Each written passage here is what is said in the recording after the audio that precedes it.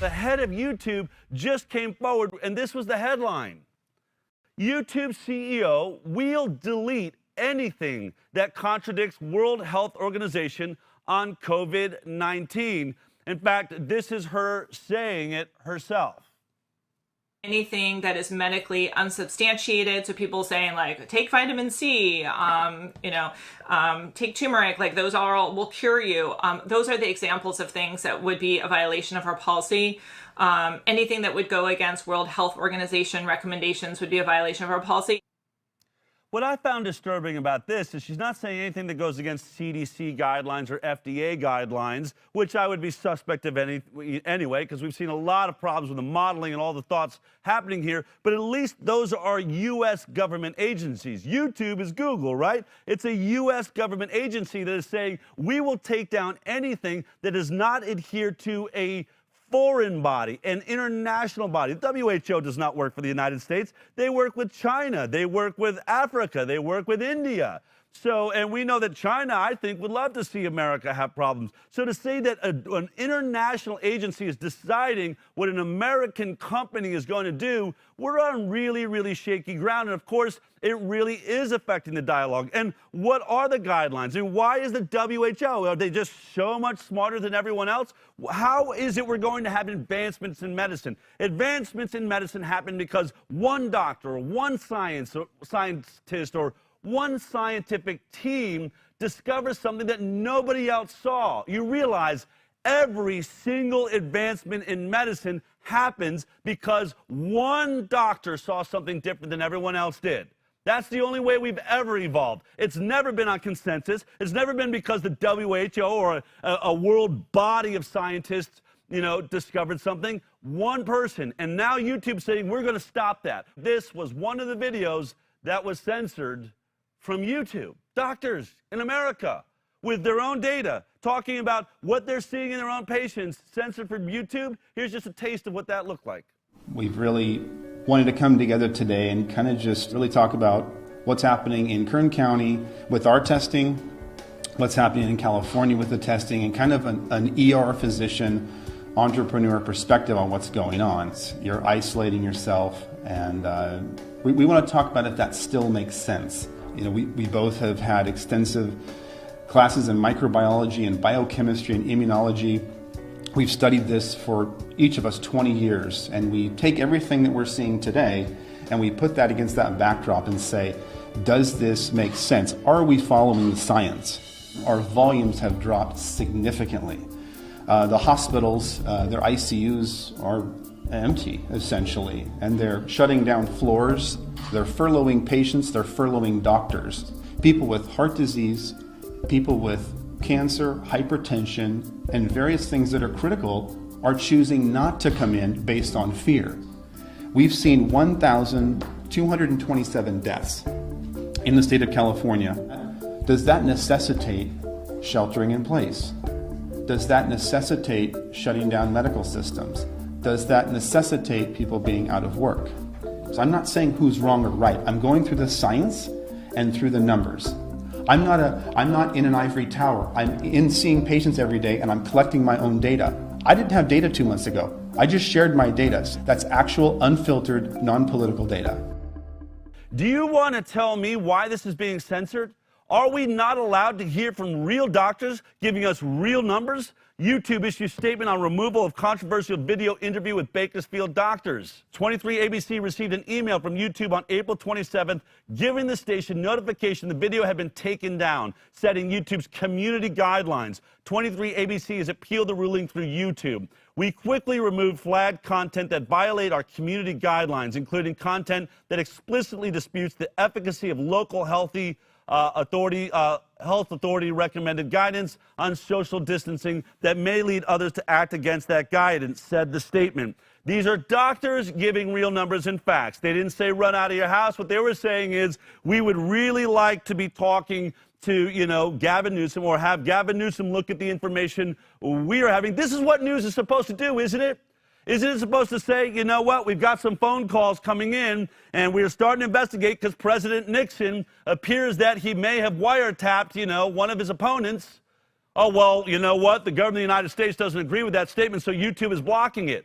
How does news do what it does? How do we investigate if we cannot help, go outward with our investigation? We can't show you what we're investigating. Do you only get the results when it's all over? You know we do this different at the HighWire. You know that's what makes us different than everyone else. We are bringing you the studies as the ink is drying. We're going to do more of that today. I got some really fascinating stuff coming to you. But first, it is my honor to bring on, I think, really a heroic doctor that stepped forward and, like others we've seen during this crisis, say, hold on a second.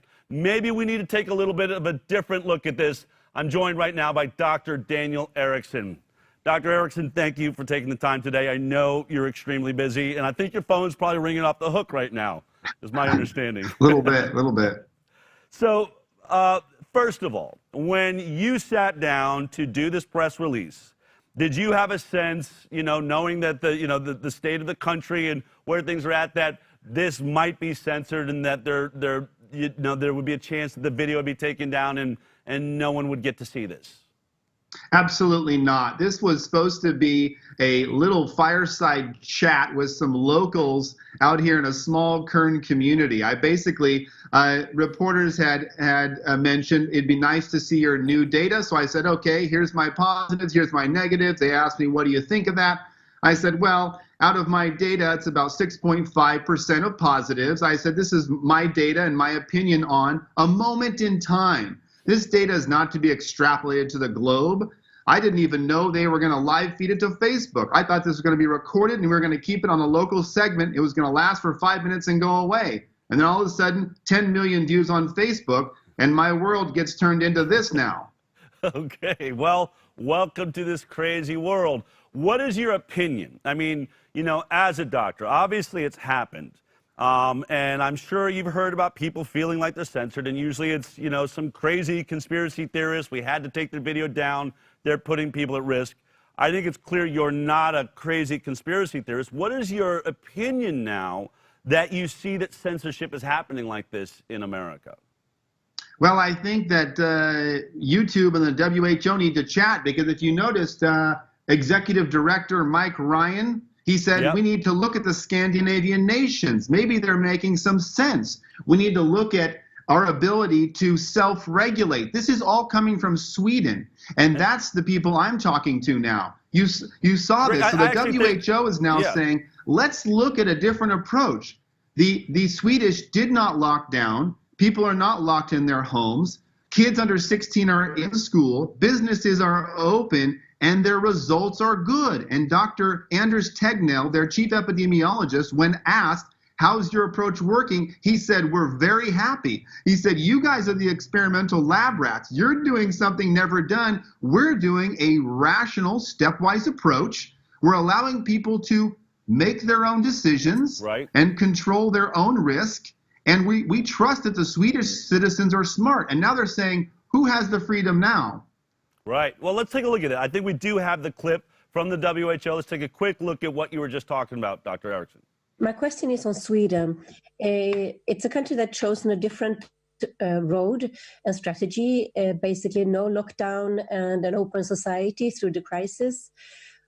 Could this mean that the population of Sweden, maybe other countries that have not had strict lockdowns, have a chance to be better protected in case of a second wave, as they have been more exposed and have had a chance to develop a possible herd immunity? Sweden has put in place a very strong public health policy around physical distancing, around caring and protecting for people in long-term facilities and many other things. What it has done differently is it has very much relied on its relationship with its citizenry and the ability and willingness of citizens to implement physical distancing and to self-regulate, if you want to use that word. And in that sense, they've implemented public policy through that partnership with the population. They've been doing the testing, they've ramped up their capacity to do intensive care quite significantly, and their health system has always remained within its capacity to respond to the number of cases that they've been experiencing.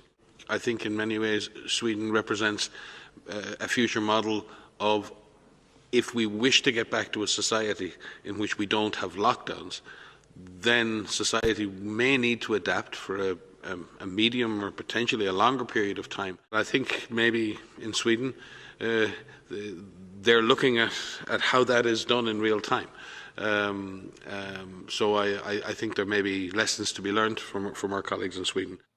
This is actually quite an about-face, and we had a report done from Sweden, and you did see people walking around, but they kept their distance, but they were in restaurants, and schools stayed open, and everything seems to be okay, and there's been a real pushback. Trump has said there's going to be a huge death rate. Been hearing, oh, it's going to be a huge death rate, they're making a mistake.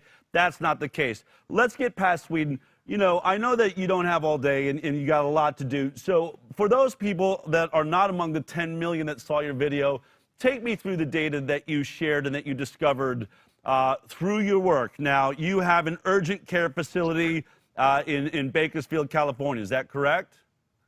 I have 7. I have 7 throughout California, from Fresno down to almost San Diego. Okay, so because I've heard arguments, it's only Bakersfield. He's using this small little community to extrapolate, but you actually have a fairly wide demographic across Southern California. Again, my data and my opinions on my data are not the most important. I'll go through it with you if you like, okay. But the most important thing I can share is the opinions of epidemiologists that have been watching this for 30 years. I interviewed Dr. Witkowski, which is a brilliant biostatistician. What does he do for a living? He analyzes studies and data and helps the public understand. So I asked him, what do you think of what's going on? I said, is there science for sheltering in place? Is there science for, you know, social distancing? And he said absolutely not. And then they interviewed the Swedish epidemiologist, and they said, is there data for locking people in their homes? And they said there really isn't. So this is an experiment we're trying. And my thought is, if you're going to do an experiment, you better have some good scientific data before you lock people in their homes, tell them they can't come out, cause depression, anxiety, alcoholism. This is stuff is coming into my offices. This is not fabricated. This is my opinion on what I'm seeing. And you have to ask yourself the big question. Let me bear down that with you, because, you know, what we're hearing is that it's like a war zone. The ERs are like a war zone. The urgent care facilities are barely hanging on. There's no room. We're going to run out of beds. There was going to be a shortage of ventilators. You are on the front line. You actually do this for a living. Describe to me what it has been like to be working in an urgent care facility in California through this. Did it get to the limit? Were you almost about to run out of beds? Was there a real concern for a shortage of ventilators? What did you see on the front line? No, we're a spread out county. Kern County is one of the biggest counties in California. We're spread out. So I called the CEOs of the local hospitals, and they said our volume is down. They've had to cut hours. They have plenty of surge capacity if we should have another spike. So my volume is down significantly. Everybody has the same story in this area. Nobody's busy. We had, yesterday I checked, and we had 14 people in the hospitals, according to our local public health, that were in the hospital because of COVID. And we had, I think, 6 or 7 deaths total. Every death, you know, is terrible. We don't want any death, but out of 1 million people, these numbers are fairly low. And so I asked them, we have surge capacity per their phone call I took with them. So if we should open up the schools and take a rational stepwise approach to open up this economy, our hospitals in Kern County are ready. I can't speak for, you know, LA. I can't speak for the entire state, but in Kern County, we are ready.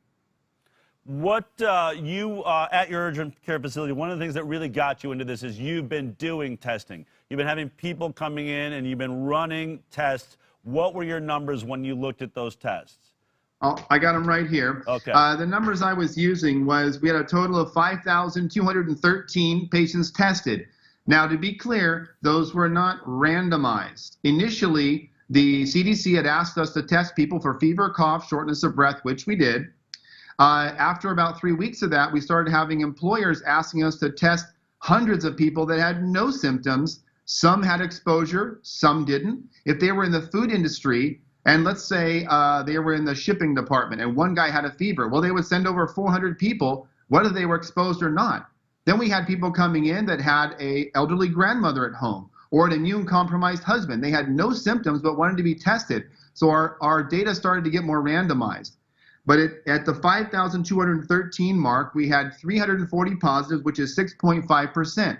And I was just sharing this data. This is raw data. This is not biostatistically analyzed by an epidemiologist. This is my opinion of raw data at one moment in time. You do not extrapolate this data to society. So the data I use now is from CDC, from Worldometer, and then I talk to the epidemiologists and the biostatisticians, and I say, what should be our message? Now that we have data, 2 months ago, we had no data. So of course we're gonna take a real cautious approach. That was wise. But now that we've had 2 months of data, should we take a different approach? Should we be more like Sweden? I say yes.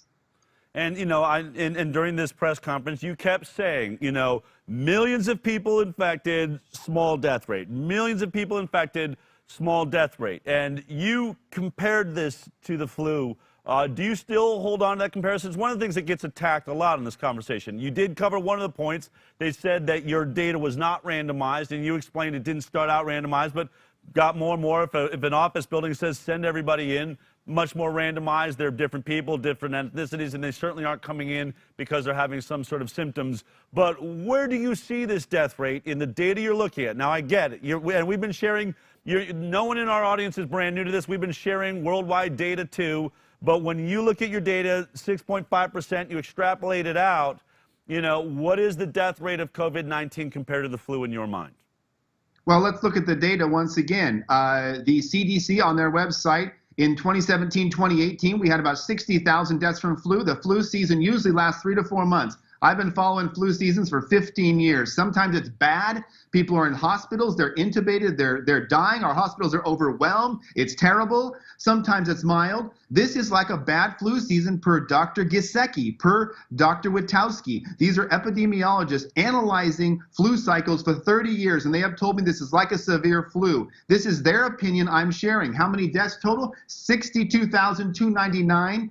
We have 1 million total cases out of 6.2 million, or about 16.6%, 17% at a moment in time on Worldometer. A moment in time is what we have today. Right. But what I'm saying is we need to listen to the people who do this for a living, who have degrees in this, and who are saying this is like a severe flu, and they're recommending a stepwise approach to get the economy back going. And I think that's rational. Okay, so tell me, both you and your partner, Miseki, is that it? Miseki? Is that Masihi? Masihi, yeah. Okay. Yeah. You both have done a lot of work in immunology. You've looked at this in virology. You know, we're being told that the smartest way to deal with, this virus, and I'm going to have to assume viruses in the future. I don't know how we don't do this way. We lock down. We sequester ourselves, Are there, on one hand, we know that locking down is going to certainly cause unemployment. It's going to cause all sorts of issues, with other illnesses, right, and poverty and all that. But there's actually a danger to the health of people for locking down, too, isn't there? From a virology position, what is your thought on that? What are the dangers of locking down physically at this time? Let me talk to you about what I called a doctor out of Wisconsin, Dr. Lang. I hope he doesn't mind me saying that. And I said, what are you seeing? And he said, well, I was in the ER last night, and I had patients that had chest pain a couple of days ago, but didn't come in for fear of COVID. They had different severe things that had gotten worse because they were sitting at home afraid to come in. That's one. Number two, people are calling me asking for anxiety medications that they haven't been using. Alcoholism is going up. People are telling me they're drinking more, and this is all public knowledge. Right. So there's multiple things we have to consider. The collateral damage of a total shutdown versus the damage of the virus itself. And to me, the scales are tipping towards the collateral damage is affecting all Americans. The virus, 95% of us get this virus and have a fairly mild go at it. Yes, we have some deaths, and those are terrible. I'm a physician. I don't want anybody to die. Some of these people would have died during flu season. And so what I'm saying is, let's take a rational approach. Let's look at Sweden. I think, like the WHO stated, we've got something to learn from them. I think that their approach is working. If you look at their deaths per million, 225. United States 175 per million, Italy and Spain in the 400 to 500 range per million, UK 360 per million. UK is on total lockdown. They have 360 per million. Now we can't make judgments about this until the complete cycle has gone to say who wins, who chose the best route. But I think you need to choose a route that doesn't destroy your economy while you're dealing with the disease. Do you think there's going to be a benefit, though? There might be, I mean, locking down, there could be a potential side benefit that since we all locked down, we didn't come in contact with viruses and bacteria we would normally come in contact with out in society. So are we going to be healthier because we've sort of wrapped ourselves in bubble wrap and stayed away from each other for this last, 2 months? Wrapping yourself in bubble wrap is not how you get healthy. You get healthy as you build your immune system. Let's talk about herd immunity. Herd immunity is really a key issue here. We have to get to that 70 to 80% where the virus is in society and it's moving from one person to the other. Pretty soon it runs out of places to go and burns out. That's going to happen whether you lock down or not. That's going to happen in Wuhan, China, South Korea, UK, and the US. The virus will spread whether you lock down or not. People are social. You can't tell them not to intermingle. Their friends come over. They have little parties. They talk to their pastor. They go to their doctor. They go to Costco. So we can go to Costco and Home Depot, and that's okay. But if we go to the beach, we're arrested. And they let criminals out, and they tell us we can't go to the beach or parks and get arrested. You can see this is not rational. Fear has taken over, and people have given up their freedoms for fear, in my opinion. How does herd immunity work, though, really? I think there's a lack of understanding. This is something that you seem pretty clear on. How does my body react when I come in contact with a virus or a bacteria? Isn't it dangerous for me every time it happens? Or, when you talk about, my immune system being made strong, can you just very clearly, if this is, virology 101 for our audience, how does that work? When you take in an antigen, a virus, a bacteria, you form an antigen-antibody complex. You form IgG and IgM. These are immunoglobulins, and this is how your body sets up a defense against disease. When we test you, we're typically testing a PCR. We're looking for like pieces of virus. We're not looking for IgG and IgM. The test that just came out, that's called serology, is a blood test. This test for IgG, and the PhD MD virologist that I've been discussing with, who I will leave unnamed, has shown me in his graphs that peaks around 7 to 10 days. So post-exposure, we can test you for immunity. And in my opinion, the most important test to run right now is the serology. Why? Because we can see, are we at that magic 70 to 80% mark? As you know, the curve has been flattening. We are no longer on an upward progression. It is flattened. And now, if we could have some wide-based testing, we could decide if we have 70 to 80% herd immunity and put everybody back to work. But the testing is laborious and time-consuming. So I think a stepwise approach to get Americans back to work and giving them some hope that they're not going to be locked in their house for the next 6 months is a critical discussion right now. Do you think locking down was a mistake? I think initially we did this because, hey, China had this virus going crazy. You know what? China had an advantage, and I'll tell you what it is. Their disease peaked before they locked down. If you notice, February 4th is when China peaked. I know some people don't trust their data. Look at South Korea as well. They didn't lock down early. They waited until herd immunity happened. Then they locked down on the 21st. So they had the advantage of developing herd immunity after they locked down. That's an advantage. When I think about my kids, I see a lot of people now, we're all washing our hands, we're washing our kids, we got disinfectants everywhere. I personally don't think that that's going to be the healthiest world for my child to live in, but you're an MD, you've looked at this. Is that how we want to live? Is that the best way to keep our children healthy? Well, I'll go back to the example of a 4-year-old child, and I'll say, if you were 4 and you were my child, and I put you in a plastic ball like a hamster wheel and never exposed you to the outside world, you would not have a strong immune system. Immune systems are developed by exposure to antigens, viruses, bacteria. So it's important. It's an important part of life. It's the way you develop an immune system. No one would say, hey, Dale, we're going to put your kid in a plastic ball for 5 years to protect them. No, they're on the floor. They're grabbing staphylococcal, streptococcal bacteria, all kinds of rhinoviruses. Little kids are sick all the time. Their nose is running. That's how they develop the immune system. If you take that away from them, they are not healthy. Do you know if you've tested positive for COVID-19? I have not tested positive. I have tested negative, in fact, through PCR nasopharyngeal swab. Does that make you happy, or would you prefer to have had it by now?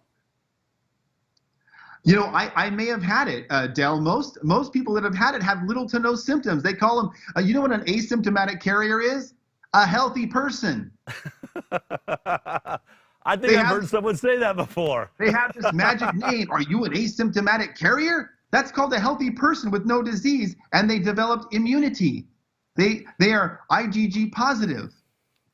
So, you know, just to wrap this up, there's a real concern now, I think. We're now hearing that there might be a second wave. There's thoughts that in these states, Texas right now, Georgia, are about to open up. People saying you're going to have disease outbreaks if you open up. Is that accurate? Are we going to see an outbreak when we open up, and are we going to see a second wave in the fall in your mind? Do you know why we would have a second wave?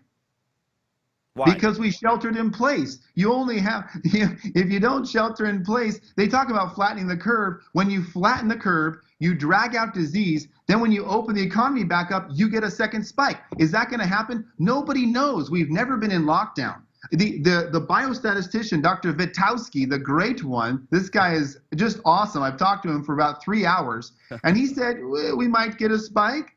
We might not. We'll see, is the answer. So we don't know at this point. Our hospitals are prepared. I've asked our CEO surge capacity. Yes, we do. In Kern County, we're ready. Let's get the economy open in a stepwise fashion. Let's think about the average American out there who is struggling, who is angry, whose business. I talked to a coffee shop the other day. She's losing both of her businesses. This is a real problem. It is crushing many Americans, and it is stomping on our freedoms. And I think it's time to make some different decisions. You know, you're living in a state that's probably doing, really more seriously locked down, I would guess, than almost anywhere else in the country. Gavin Newsom announcing after a bunch of people went to the beach just the other day, I'm shutting down all the beaches, all the parks. Even after we've heard that being out in the sunshine, that sunlight and heat are the worst thing for this virus, it can't last there. People are being kept in their homes in California. You know, if you could speak to Gavin Newsom right now, what would you want to say? I'd say let's get together and talk. I love solving problems for the American people. I think I feel their hurt. I feel their anger. I feel their pain. They're texting me on Facebook saying, please help us get through this. I'm losing my business. You know, my husband is depressed. My kids are home. They're not in school. When can this nightmare be over? So I am trying to have a voice for those who don't have a voice right now. Do you feel like, obviously the video's been pulled down. There's been, articles written about you. This isn't accurate. Do you feel like you're all alone, that you're the only doctor out there that is seeing this, that maybe somehow your data's off or different than everyone else around you?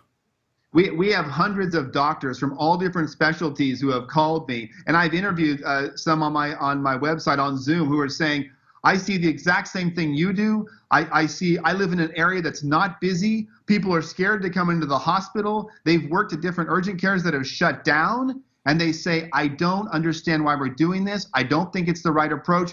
We have actually hundreds calling in who actually agree with the position. So then, other than the media, then why is the media attacking you? Here's the thing, right? This is my question. If you're right, and so many scientists, and you're not, I've been reporting this for several weeks now. In fact, at the end of the show, I'm going to list about 120 top world scientists that would all agree with you. What is happening in mainstream news then? Can you explain it? Because it seems like they're telling us that we are going to die. We need to stay locked down. We have, all day long music concerts where superstars are telling us, if you want to be a hero, stay in your basement. Burger King telling us, just lay on your couch. That's how you can be an American hero right now. How is that happening?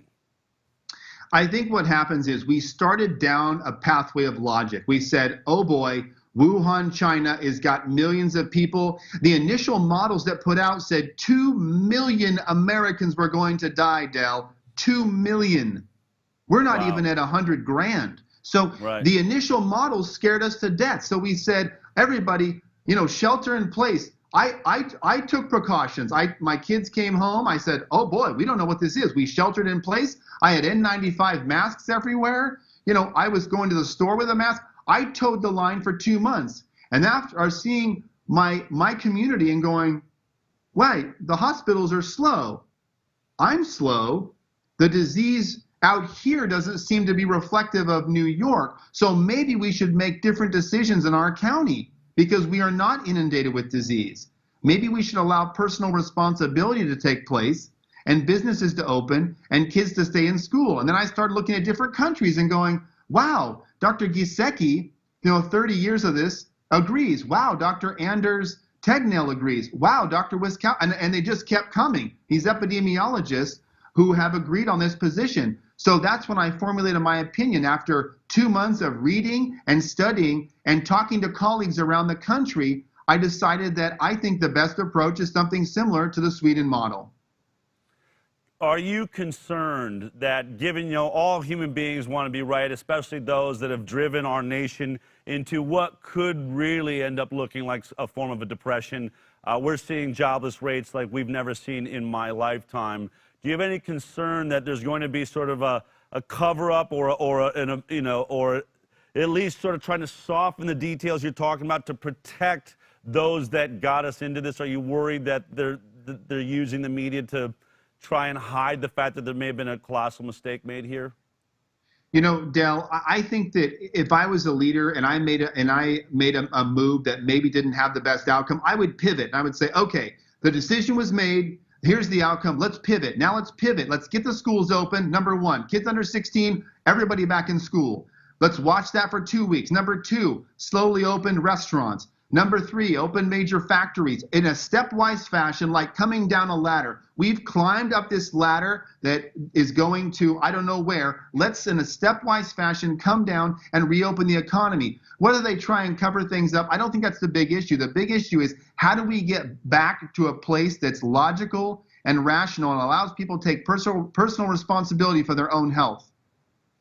Those are all great points that we've been sharing here. I have to say, as a reporter, I'm not a doctor, I'm not a scientist, but I have been interviewing a lot of people like you. But I think you're one of the most outspoken in America right now. I think it's courageous, it seems like you didn't know how courageous you were being, but you are here. You're still speaking out, and I think that makes you an honorable person, and hopefully those videos will be put back up on YouTube. I know we're certainly hoping our video stays up. But keep up the good work, and I hope you'll stay in touch as we watch this thing shift. Because as we know, every day this story is changing, the models are changing, and hopefully you've had some influence on really looking at the hard data. Thank you for your time today, Dr. Erickson. Call me anytime. Be happy to come back. All right. Take care. If you like that clip, then be sure to check out our live broadcast of the HighWire every Thursday morning at 11 a.m. Pacific Time. You can watch it on Facebook, YouTube, iTunes, and Twitter. We'll see you there.